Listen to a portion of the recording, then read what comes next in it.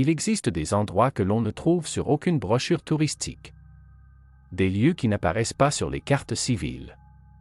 Des zones où l'espace aérien est interdit, où les routes s'arrêtent brusquement. Où des panneaux préviennent, usage de la force autorisé. Au cœur du désert du Nevada, à plus de 130 km de Las Vegas. S'étend une étendue blanche et craquelée appelée Groom Lake. Un lac asséché. Silencieux. Isolé. Presque irréel. Et pourtant, c'est ici que se trouve l'un des sites militaires les plus mystérieux de l'histoire moderne. Pendant des décennies, le gouvernement des États-Unis affirmait que cet endroit n'existait pas. Mais les avions décollaient. Les employés étaient transportés par vol secret. Les budgets étaient classifiés. Son nom officieux, Zone 51. Pourquoi un tel niveau de secret? Que cache réellement cette base? Et surtout, pourquoi le mystère dure-t-il encore aujourd'hui? Pour comprendre la Zone 51, il faut revenir au contexte de sa naissance. Nous sommes en 1955. La Seconde Guerre mondiale est terminée depuis 10 ans. Mais une nouvelle tension domine le monde, la guerre froide. Les États-Unis et l'Union soviétique s'affrontent sans combat direct. La peur nucléaire est omniprésente. Chacun veut connaître les capacités militaires de l'autre. Le problème est simple. Comment espionner un pays fermé, hostile et immense sans déclencher une guerre mondiale? La réponse, l'altitude.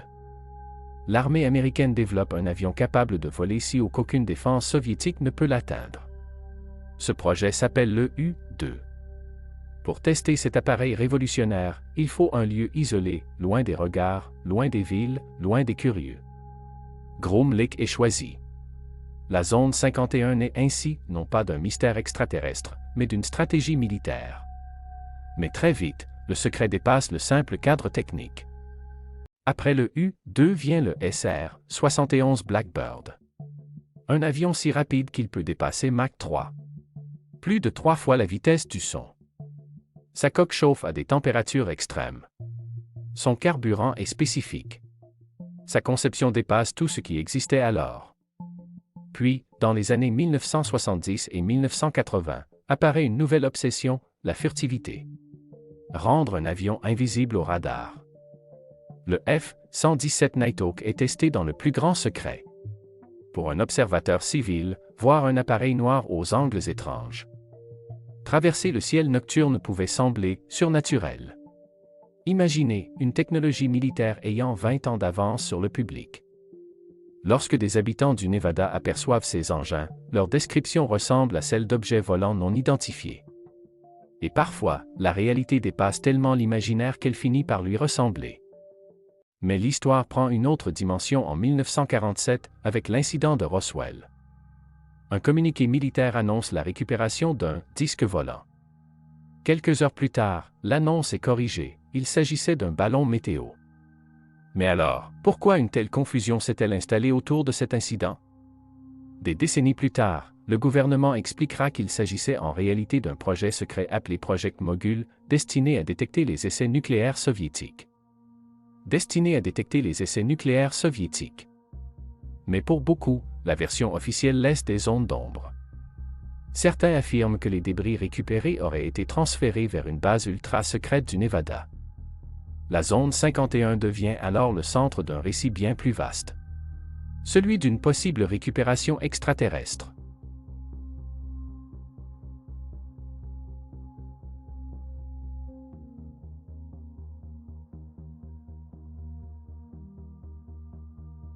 En 1989, un homme nommé Bob Lazar apparaît à la télévision. Il affirme avoir travaillé dans une installation appelée S-4, située près de la zone 51. Selon lui, il aurait étudié 9 engins d'origine non humaine. Il décrit un système de propulsion basé sur la gravité. Il évoque un élément chimique 115. Ses déclarations sont précises, techniques, détaillées. Mais son passé devient impossible à vérifier. Les universités où il prétend avoir étudié ne trouvent aucune trace de lui. Certains y voient la preuve d'un effacement volontaire. D'autres y voient un mensonge. Plus de 30 ans plus tard, le débat continue. Et la zone 51 reste au centre de cette controverse. Et si tout cela était utile? Si les rumeurs extraterrestres servaient un objectif stratégique? Pendant que le public débat d'OVNI, les véritables programmes militaires restent hors de portée. Armes hypersoniques. Drones autonomes. Technologies furtives avancées. Dans un monde dominé par la supériorité technologique, le secret est une arme. Et parfois, la meilleure façon de protéger un secret est de le dissimuler derrière une histoire incroyable. Car une histoire trop incroyable devient facile à ignorer. En 2013, la CIA reconnaît officiellement l'existence de la zone 51. Des documents déclassifiés confirment les tests du U-2 et du SR-71. Mais beaucoup de dossiers restent inaccessibles. L'espace aérien autour de Groom Lake reste l'un des plus surveillés au monde. Pourquoi maintenir un tel niveau de confidentialité 70 ans après sa création? La réponse est peut-être simple. Les technologies développées aujourd'hui sont probablement en avance sur ce que le public découvrira dans 20 ans. La zone 51 est probablement ce qu'elle a toujours été. Une base militaire isolée. Un centre d'essai. Un laboratoire stratégique où l'on développe des technologies que le public ne découvrira que bien plus tard. Rien d'extraterrestre. Rien de surnaturel.